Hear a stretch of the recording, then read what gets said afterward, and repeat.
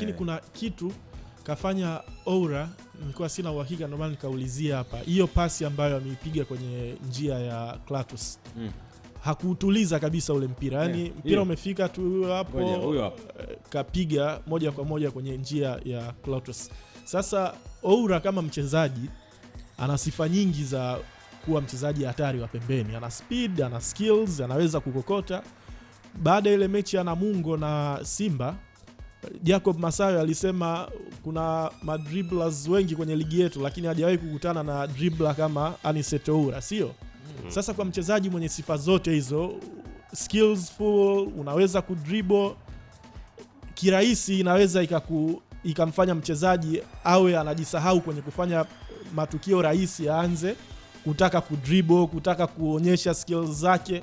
Lakini kinachomtofautisha Oura na wachezaji wengi ni huo uelewa wake wa mchezo, game awareness. Anajua wakati gani nitumie skills zangu, nikimbia, ni dribble, wakati gani nicheze mpira rahisi, licha kwamba nina uwezo wa kufanya vitu vyote hivyo, lakini nipige mpira kwenye njia. Na ndio maana licha ya skills zake zote, sio kwamba muda mwingi anaombea mipira pembeni ili aonyeshe uwezo wake. Kuna muda anaibia kwenye maeneo ambayo ni tight, hayakuruhusu kufanya vitu vingi, then ana connect na wenzake kirahisi.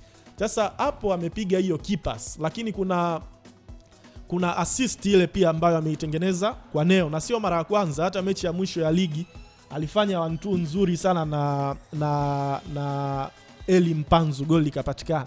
Kwa hiyo nafikiri licha hizo sifa zake nyingi alizokuwa nazo, lakini kinachomtofautisha Oura na wachezaji wengi ni hiyo game awareness yake. Muda gani awe pembeni aonyeshe uwezo wake wa kudribble na skills zake, awe eneo la kati, awe kama playmaker passe.